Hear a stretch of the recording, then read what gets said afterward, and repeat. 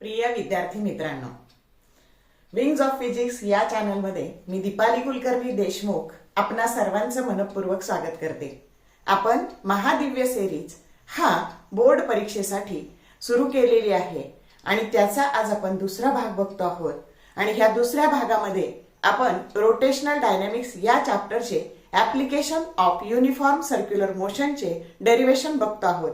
आता हे जे डेरिवेशन्स आहे हे आपण सगळे शिकलो, पण बऱ्याचदा समर व्हेकेशन मध्ये हे आपले झालेले आहेत आणि त्यामुळं याला सोप्या पद्धतीने कसं लक्षात ठेवायचं किंवा प्रिपेअर करायचं हे मी तुम्हाला आता सांगणार आहे। कारण आपल्याकडे खूप कमी वेळ आहे आणि ह्या कमी वेळात आपल्याला खूप जास्ती अभ्यास करायचा आहे आणि म्हणून तुमच्यासाठी ही सिरीज सुरू केलेली आहे। तर वेळ न घालवता त्याचा तुम्ही जरूर उपयोग करून घ्या। तर आपण सुरू करूयात। आपण पहिल्या भागामध्ये 5 छोटे छोटे 2-2 मार्काचे प्रश्न पाहिले।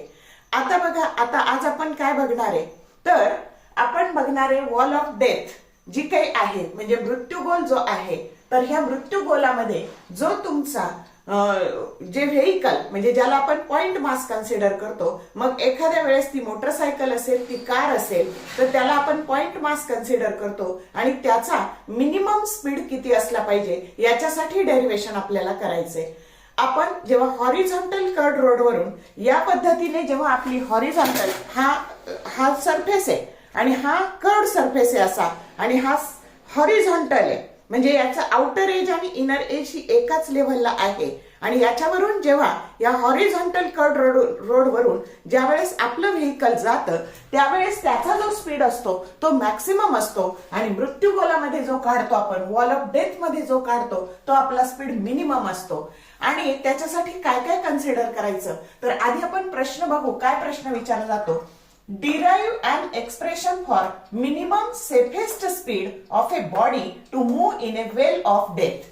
मग मृत्यूगोलामध्ये काय असतं, तर व्हर्टिकल वॉल असते, ही सिलेंड्रिकल व्हर्टिकल वॉल असते आणि ह्या वॉलवर हॉरिझॉन्टल सर्कल मध्ये ते जे काही म्हणजे मोटरसायकलवर ती व्यक्ती हॉरिझॉन्टल सर्कलवर फिरत असते किंवा जर कार असेल तरी ती हॉरिझॉन्टल व्हर्टिकल वॉलवर हॉरिझॉन्टल सर्कल कंप्लीट करणं त्याला म्हणायचं वेल ऑफ डेथ आणि तिथे ती स्टंट करत असते। आता आपल्याला हा वॉल ऑफ डेथ किंवा वेल ऑफ डेथ मृत्यूगोल कुठे पाहायला भेटतो, तर आपल्याला बऱ्याच ठिकाणी यात्रा असतात, तर त्या यात्रेमध्ये आपल्याला मौत का कुआ इथे आपण ते बघतो, किंवा सर्कस मध्ये आपण हे स्टंट बघतो। आणि आता आपल्याला हे सगळं करताना इथं त्याचा कॉन्टॅक्ट ह्या वॉल पासून लूज होऊ नये म्हणून त्याला मिनिमम कमीत कमी किती स्पीड असावा त्याचं डेरिवेशन आपल्याला घ्यायचं आहे। मग आता बघा आपल्याला काय कन्सिडर करायचं, तर एक नेहमी लक्षात ठेवा की ही जी काही ह्या टॉप सरफेसला कोणतंही वाहन असू द्या, व्हेइकल असू द्या, त्याच्या टॉप सरफेसला परपेंडिक्युलर जे असती ती नॉर्मल रिएक्शन असते आणि त्याला डाऊनवर्ड जो व्हेक्टर असतो तो त्याचं वेट असतं, हे लक्षात ठेवा। आणि आपण ज्या वेळेस हॉरिझॉन्टल कर्ड रोड वरून ज्यावेळेस आपलं व्हेइकल जातं त्यावेळेस हे नॉर्मल रिएक्शन असं जाताना नॉर्मल रिएक्शन आणि वेट बॅलन्स केले होते आणि या डायरेक्शनने होता आपला फोर्स ऑफ फ्रिक्शन। आता केस काय झालीये बघा, तर या केसमध्ये आता ह्या मृत्यूगोलात तुमची कार अशी आहे, म्हणजे हा टॉप सरफेसला परपेंडिक्युलर जी नॉर्मल रिएक्शन आहे ती या दिशेने आहे, याचं वेट हे डाऊनवर्ड आहे आणि त्याचा फोर्स ऑफ फ्रिक्शन बघा, हा फोर्स ऑफ फ्रिक्शन, याचा फोर्स ऑफ फ्रिक्शन हा चाक आणि ही वॉल याच्यामधला फोर्स ऑफ फ्रिक्शन अपवर्ड आहे, नॉर्मल रिएक्शन ही या डायरेक्शनने आहे आणि वेट हे डाऊनवर्ड आहे। आणि ही गोष्ट जर तुमच्या लक्षात आली, दोन्ही मधला फरक लक्षात आला, तर पुढचं डेरिवेशन अतिशय सोपं आहे। मग आता बघा आपल्याला इथं काय दिसतंय, तर फोर्स ऑफ फ्रिक्शनची जी काही किंमत आहे, फोर्स ऑफ फ्रिक्शन हे कशाने बॅलन्स झालेलं आहे, तर ते वेटने बॅलन्स झालेलं आहे। त्यानंतर ही नॉर्मल रिएक्शन कशाने बॅलन्स झालेली आहे, तर या साइडने जो फोर्स आहे तो सेंट्रीफ्युगल फोर्स आहे आणि त्याची किंमत आहे mv²/r। आता v ह्या वाहनाचा स्पीड आहे आणि m हे त्याचं मास आहे। मग आता हे सगळं त्याला सुरक्षितपणे तिथं फिरण्याकरता, त्या मृत्यूगोलात फिरण्याकरता त्याला जे काही फोर्स ऑफ फ्रिक्शन आहे त्याची कंडिशन असावी लागते, force of friction that should be less than or equal to μs × m। आता μs आहे कोइफिशियंट ऑफ स्टॅटिक फ्रिक्शन आणि n आहे त्याची normal reaction.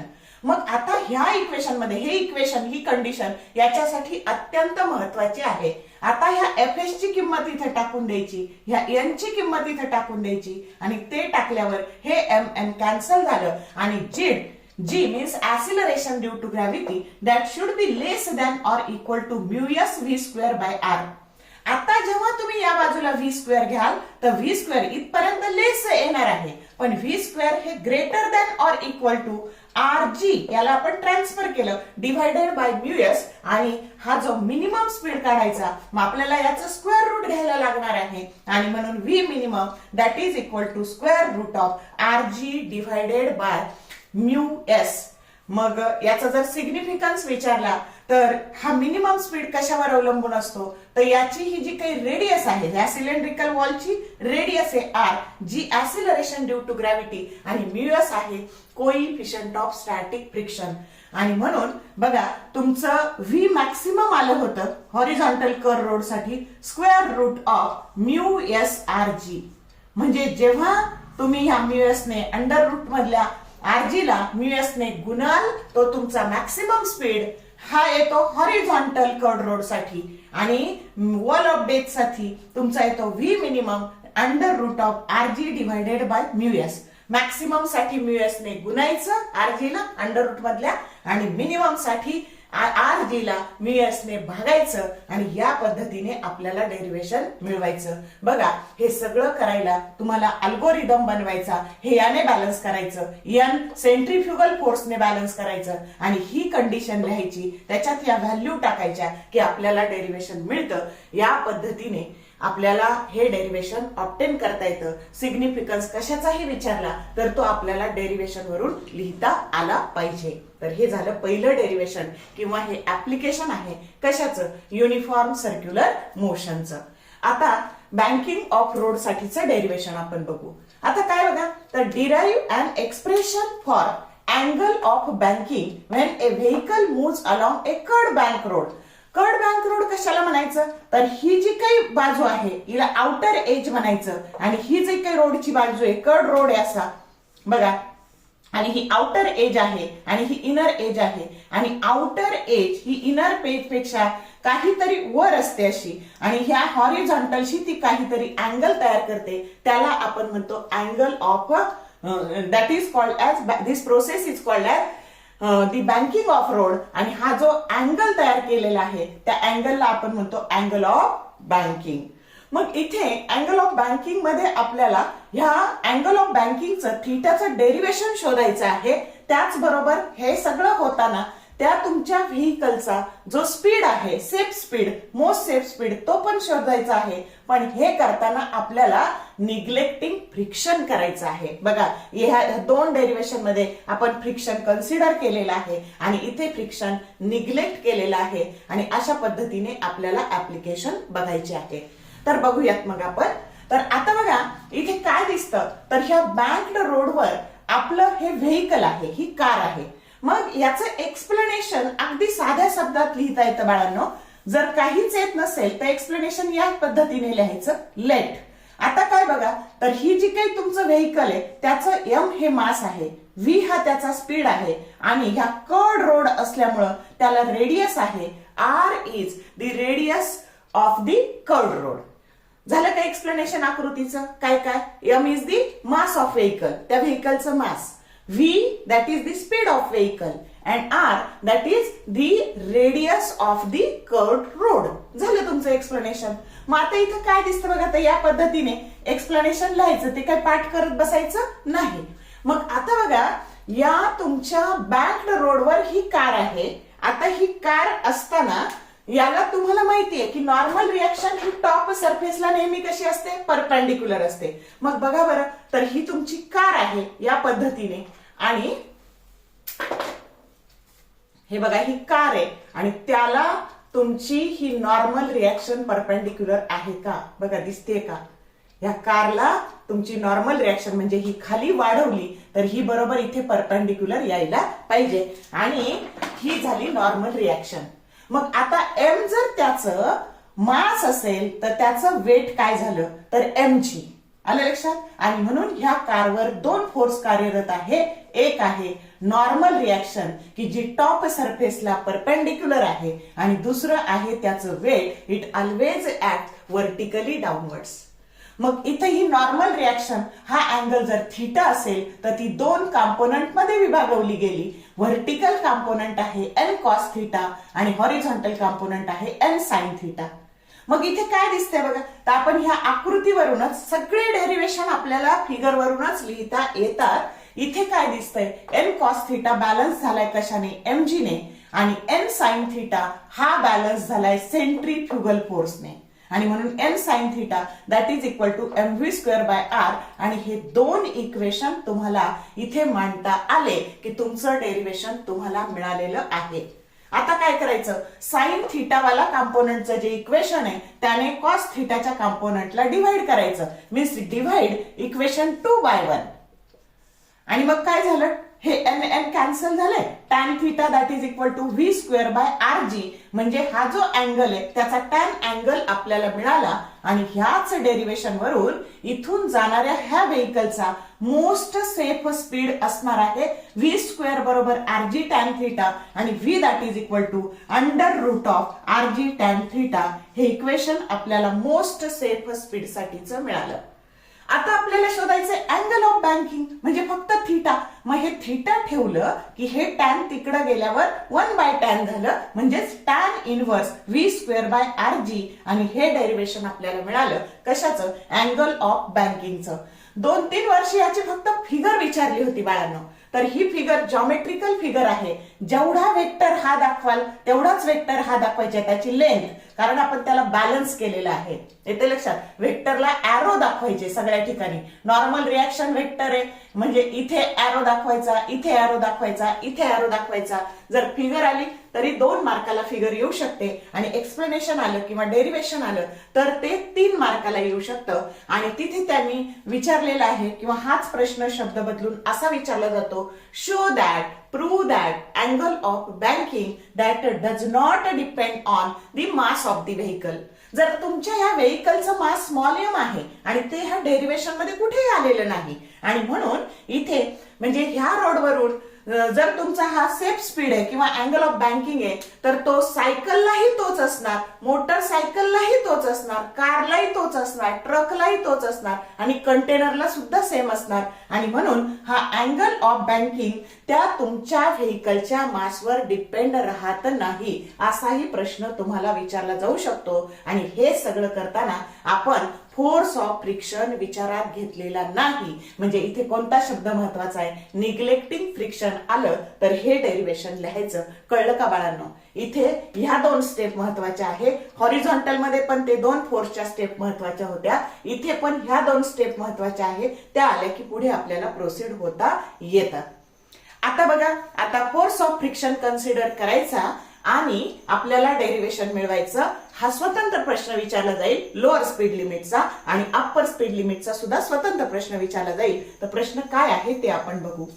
What is the need for the lower and upper speed limit for a vehicle moving on a banked road, derive expressions for it. का गरज पडली? Force of friction consider करायची गरज का पडली, किंवा lower speed limit upper speed limit घ्यायची गरज का पडली? तर आपण पाहिलं की बँक्ड रोडवरून व्हेकल जाताना त्याला मॅक्सिमम स्पीड हा इतका असलाच पाहिजे, आणि V that is equal to square root of R G tan theta. पण प्रत्येक वेळी हे इक्वेशन फॉलो होईल, सॅटिस्फाय होईल असं नाही. मग जेव्हा त्याचा स्पीड, तुमच्या व्हेकलचा स्पीड याच्यापेक्षा कमी असतो त्यावेळेस कंडिशन येते लोअर स्पीड लिमिटची, आणि असं जर झालं तर तिथं फोर्स ऑफ फ्रिक्शनला काम करावं लागतं. आणि जेव्हा ह्या तुमच्या स्पीड पेक्षा जर हा स्पीड ग्रेटर झाला, ही व्हॅल्यू ग्रेटर झाली, तर तिथे तुमची कंडिशन तयार होते अप्पर स्पीड लिमिट. आणि त्याही केसमध्ये महत्वाचा रोल कोण बजावतं, तर तो बजावतो फोर्स ऑफ फ्रिक्शन. मग आता आपल्याला पाहायचंय की लोअर स्पीड लिमिट ही आकृती कन्सिडर करण्यात आधी आपण लोअर स्पीड लिमिटची कंडिशन पाहू. आता काय कंडिशन आहे, तर ह्याच्यामध्ये व्हेकलच्या स्पीडला जसं व्ही म्हटलं होतं, तर आता हा जो स्पीड आहे त्याला ह्या केसमध्ये V1 म्हणायचं आणि ह्या केसमध्ये त्याला V2 म्हणायचं. मग आता बघा, V1 that is less than square root of R G tan theta. मग आता इथे V1 कोणत्या फॉर्म्युल्यात आलेला आहे, तर ह्या सेंट्रीफ्युगल फोर्सच्या फॉर्म्युल्यात V आलेला आहे. मग हे जर लेस असेल बाळांनो, तर mv1/r हे सुद्धा लेस येणार कुणापेक्षा, n sin थीटा पेक्षा. आणि म्हणून यावरून ही कंडिशन तयार होते. आणि ही कंडिशन जेव्हा असते तेव्हा लोअर स्पीड लिमिटची केस अराइज होते. कळलं? V1 that should be less than √of rg tan theta and therefore mv1/r that should be less than n sin theta. ही महत्वाची कंडिशन आहे. मग आता काय झालं, तर मी आता हा इथलं थोडासा हा भाग पुसते तुम्हाला समजून सांगायला. मग आता बघा आपण हे छोटस पुसू. आता इथे काय झालं बघा बाळांनो, तर या पद्धतीने तुमचं व्हेइकल होतं, त्याच्यावर अपवर्ड होती नॉर्मल रिॲक्शन, डाऊनवर्ड होतं त्याचं वेट, या डायरेक्शनने होता तुमचा सेंट्रीफ्युगल फोर्स आणि या डायरेक्शनने कॉम्पोनंट होता n sin थीटा.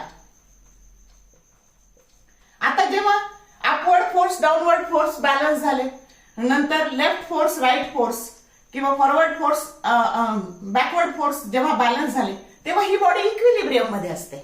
मग इथे काय कंडिशन आहे तुमची की हे V1 हे छोटं आहे. मग V1 छोटं म्हणून हा सेंट्रीफ्युगल फोर्स छोटा. आता बघा, हा जर तुमचा 15 न्यूटन असेल आणि हा 30 न्यूटन असेल, तर जिकडे फोर्स हा कमी झाल्यामुळं बॉडी इकडे झुकणार आहे.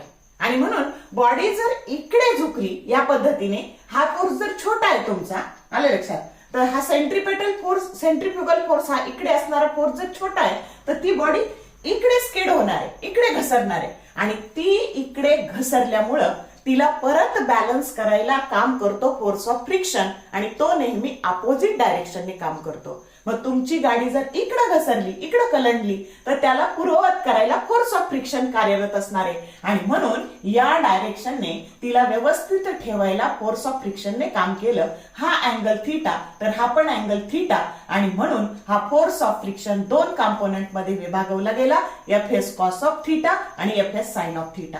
आणि ही आधीची आकृती तर पूर्ण याच्यासारखी आहे. n आहे नॉर्मल रिॲक्शन, त्याचा व्हर्टिकल कॉम्पोनंट आहे n कॉस थीटा, हॉरिझॉन्टल आहे n साइन थीटा, आणि इथे आहे to centre of the motion, हे सेंटर आहे. हे सगळं तुमचा जो कर्ड रोड आहे त्याच्या सेंटरकडे घडणाऱ्या ह्या प्रक्रिया आहे. आणि ही आकृती जर तुम्हाला नीट कळली आणि ही कंडिशन जर नीट कळली, तर पुढचं डेरिव्हेशन अतिशय सोपं आहे. आणि हे कळलं तर अप्पर स्पीड लिमिटचं डेरिव्हेशन सुद्धा अतिशय सोपं जाणार आहे. दिसायला खूप मोठं अवघड दिसतं, पण तसं काही नाहीये बाळांनो. आकृतीवरून हे सगळं डेरिव्हेशन आपल्याला लिहिता येतं. मग आता इथे या केसमध्ये काय झालंय बघा, mg आणि हे दोन्ही n cos थीटा आणि Fs sin थीटा हे एकाच डायरेक्शनने आहेत. आणि म्हणून mg बरोबर n cos theta plus Fs sin theta, याला म्हणायचं इक्वेशन 1. आणि centrifugal force mv1/r that is equal to, आता ह्या डायरेक्शनने जाणारा force that is equal to, आता तो हा छोटा आहे बघा, हे छोटा आहे कुणापेक्षा, n sin थीटा पेक्षा.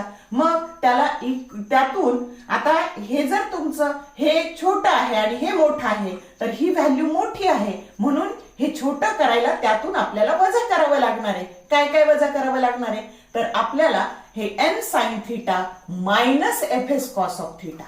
कळतंय का? कारण कंडिशन काय आहे, mv1/r means this centrifugal force that should be less than n sin theta. आणि म्हणून हे छोटं यायला यातून आपण हे Fs cos थीटा, किंवा दिसतंय हे दोन्ही अपोजिट डायरेक्शनने आहे. आणि म्हणून किंवा तुम्ही असंही लिहू शकता की mv², आता हे एका डायरेक्शन आहे, कोण कोण, mv1/r plus Fs cos of theta that is equal to n sin theta, असं लिहिलं तरी चालेल. आणि मग हे इकडचे इकडे ट्रान्सफर करायला ते मायनस झाले, आणि म्हणून mv1/r that is equal to n sin theta minus Fs cos of theta. कळलं कसं इक्वेशन आलं आकृतीवरूनच. मग आता बघा, हे दोन इक्वेशन तुम्हाला लिहिता आले की पुढचा सगळा मॅथमॅटिकल पार्ट हा सोपा आहे. आलं लक्षात? मग हे दोन इक्वेशन आपण मांडले. आता मी नेहमी सांगते की ह्या कॉम्पोनंटने याला डिवाइड करायचं, 2 डिवाइडेड बाय 1 केलं, m कॅन्सल झालं आणि हे इक्वेशन आपल्याला मिळालं. आता याच्यामध्ये काय करायचं, तर ह्या राईट हँड साइडच्या प्रत्येक टर्मला एन कॉस थिटाने भागायचं आणि ह्या एफएस ची किंमत टाकायची म्यू एस इंटू एन. बघा बरं, सगळ्या ठिकाणी आपण म्यू एस इंटू या एफएस ची किंमत टाकली, म्यू एस इंटू एन आलं लक्षात. आणि या ठिकाणी आपल्याला हे म्यू एस बघा प्रत्येक ठिकाणी इथे टाकली, त्यानंतर इथे टाकली म्यू एस इंटू एन आणि प्रत्येक टर्मला आपण एन कॉस थिटाने भागलं. मग हे केल्यावर इकडची बाजू आली V1 square by RG that is equal to, आता बघा टॅन थिटा, हे tan theta minus mu s आणि खाली आलं 1 plus mu s tan of theta. मग V1 स्क्वेअर ची व्हॅल्यू झाली RG into bracket tan theta minus mu s divided by 1 plus mu s tan theta. आणि ही minimum speed, इथे V minimum याचं फक्त स्क्वेअर रूट घेतलं, RG tan theta minus mu S 1 plus mu s tan theta. आणि ही मिळाली आपल्याला मिनिमम स्पीड, ज्याला म्हणायचं लोअर स्पीड लिमिट. कळतंय का? मग आता बघा या पद्धतीने आपल्याला डेरिव्हेशन मिळालं, समजलं. आता लोअरला लक्षात ठेवायचं, वर मायनस, न्यूमरेटरला मायनस, लोअर आहे म्हणून, आणि डिनॉमिनेटरला प्लस, आणि त्याचे साईन बदलले की अप्परचं येणार आहे बघा. तर ते डेरिव्हेशन पण आपण मिळवणार आहे. आधी तुम्हाला हे कळलं का? आता अप्पर स्पीड लिमिट मध्ये काय कंडिशन आहे, तर V2 म्हणजे ह्या वाहनाचा स्पीड हा ग्रेटर असणार आहे, या सेफ स्पीड पेक्षा ग्रेटर असणार आहे RG tan theta square under root of RG tan theta, त्याच्यापेक्षा ग्रेटर. मग हे जर ग्रेटर तर centrifugal force mv2 square by R हा सुद्धा ग्रेटर येणार आहे कुणापेक्षा, n साइन थिटा पेक्षा. मग आता कंडिशन काय झाली, तर आता हा ग्रेटर झाला, म्हणजे आधी हा 15 होता, आता हा 30 न्यूटन झाला आणि हा 15 न्यूटन झाला. मग आता काय होणार आहे, तिकडच्या बाजूला हे होणार आहे, कार जी काही आहे ती सेंट्रीफ्युगल फोर्स कडे झुकणार आहे आणि ती तिकडे झुकल्यामुळे फोर्स ऑफ फ्रिक्शन अपोजिट डायरेक्शनने काम करणार आहे आणि म्हणून तो या डायरेक्शनने काम करणार आहे. मग आता हा झाला फोर्स ऑफ फ्रिक्शन. कळलं का? या दिशेने, या बाजूने का लागला तो, मग तो या बाजूने लागला तर या पद्धतीने कॉम्पोनंट तयार झाले. हा थिटा म्हणून अपोजिट अँगल हा थिटा, आणि हा कॉम्पोनंट झाला एफएस साइन थिटा व्हर्टिकल, आणि हॉरिझॉन्टल झाला एफएस कॉस थिटा. इथे पण आता जागा नाही म्हणून मला हे लिहिता आलं नाही, पण इथे पण याच्यासारखंच लिहायचं, टू सेंटर ऑफ मोशन. आणि आता ह्या आकृतीवरून 2 इक्वेशन मांडायचे. आता तुमचं काय झालं, एन कॉस थिटा बरोबर mg plus FS sine theta, आणि म्हणून mg बरोबर काय झालं, N cos theta minus FS sine theta. आलं लक्षात? म्हणजे इथे प्लस होतं, तिथे काय करायचं, मायनस करायचं. समजतंय? आणि या बाजूने काय दिसतंय तुम्हाला, तुमचा सेंट्रीफ्युगल फोर्स असा आहे इकडे, म्हणजे mv2 स्क्वेअर बाय R इकडे आहे, आणि दॅट इज इक्वल टू त्या दोन्हीची बेरीज आहे. इथं V1 ऐवजी करायचं V2, आणि हे दोन्ही एकाच डायरेक्शनने आहे, n sine theta plus FS cos of theta. हे झाले 2 इक्वेशन. आता इथे V2 करायचं, इथे प्लस करायचं, इथे मायनस करायचं, आणि सेम प्रोसिजर करायची. एफएस ची किंमत टाकायची म्यू एस इंटू एन, आणि प्रत्येक पदाला कशाने डिवाइड करायचं, तर n कॉस थिटाने डिवाइड करायचं. म्हणजे फक्त साइन बदलायचे, इथे प्लस होतं, इथे काय करायचं, मायनस करायचं, आणि V1 स्क्वेअरच्या जागी V2 स्क्वेअर करायचं. आता इथे बघा, परत V2 स्क्वेअर केलं, इथं प्लस केलं, इथं मायनस केलं, इथे पण V2 स्क्वेअर केलं, इथे प्लस केलं, इथे मायनस केलं, इथे मिनिममच्या ऐवजी काय केलं, मॅक्सिमम केलं, आणि इथे प्लस केलं, आणि इथे मायनस केलं. पूर्णपणे डेरिव्हेशन आपल्याला मिळालं. न्यूमरेटरला पॉझिटिव्ह साइन घेतलं इथं की तो मॅक्सिमम स्पीड झाला, आणि निगेटिव्ह घेतलं की मिनिमम झाला, आणि 1 इथे 1 प्लस केलं इथं तर तो मिनिमम झाला, आणि 1 मायनस केलं की तो मॅक्सिमम झाला. या पद्धतीने फॉर्म्युले लक्षात ठेवा. आणि हा जो फॉर्म्युला आहे हा नीट फर्स्ट 2 नीट झाल्या होत्या बघा, नीट फर्स्ट 2016ला 4 मार्काला हा फॉर्म्युला विचारलेला आहे. आणि मी म्हणूनच म्हणत असते की स्वतःचं फॉर्म्युला शीट बनवा, ते तुम्हाला सीईटी नीट जेईला उपयोगी पडतं. तर या पद्धतीने हे, आणि जर तुम्ही या फॉर्म्युल्यात म्यू एस 0 टाकलं, टाकून बघा म्यू एस 0 टाकलं दोन्ही फॉर्म्युल्यामध्ये, तर तुम्हाला म्हणजे force of friction 0, coefficient of force of friction हा 0 टाकला की तुमचा परत सेफेस्ट स्पीड येतो, V बरोबर square root of RG tan theta. टाकून बघा. म्हणजे फोर्स ऑफ फ्रिक्शन कन्सिडर केलं नाही तर हा सेफ स्पीड येतो, आणि कन्सिडर केलं तर मिनिमम आणि मॅक्सिमम असे 2 स्पीड येतात. तर कमीत कमी हे सगळं नाही तुम्हाला करायला जमलं तर त्याच्या फिगर करा आणि त्याचे फॉर्म्युले करा. म्हणजे डेरिवेशन आलं तरी एवढं जरी लिहिलं तरी तुम्हाला काहीतरी तर मार्क्स पडतील, आणि न्यूमरिकल्स आलं तरी फॉर्म्युला लिहिलं तरी तुम्हाला मार्क्स पडेल. थोडंसं सबस्टिट्यूशन केलं दिलेल्या क्वांटिटीचं, फार पुढे नाही जाता आलं तरी त्या 3 मार्काच्या तुमच्या न्यूमरिकलला तुम्हाला कमीत कमी 1.5 मार्क्स पडू शकतो. तर या पद्धतीने प्रिपेअर करा. रोटेशनल खूप जणांनी मागणी केली की मॅडम वेव्ह ऑप्टिक्सला डेरिवेशन्स अपलोड करा, पण आधी आपण हा चॅप्टर कंप्लीट करून घेऊ आणि तुमच्या विनंतीला मान देऊन पुढचा चॅप्टर जो असेल आपल्या ह्या सिरीजचा तो वेव्ह ऑप्टिक्स असेल.